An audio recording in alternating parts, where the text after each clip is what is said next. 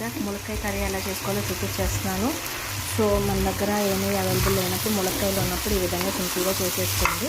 Oil వేసేసుకొని తగినంత ఒక 3 పెద్ద సైజు ఉల్లిపాయలు, 2 పచ్చిమిరపకాయలు, కరివేపాకు, ములక్కాయలు ఒక పెద్దదైతే వేసాను. సో ఇవన్నీ వేసేసుకొని ఉప్పు పసుపు వేసుకొని మగ్గించేసుకోవాలన్నమాట. ఇవన్నీ మగ్గిపోవాలి ఈ ఆయిల్లో. 2 టొమాటోస్ తీసుకుని కొంచెం కొత్తిమీర లాస్ట్లో వేయడానికి కదా.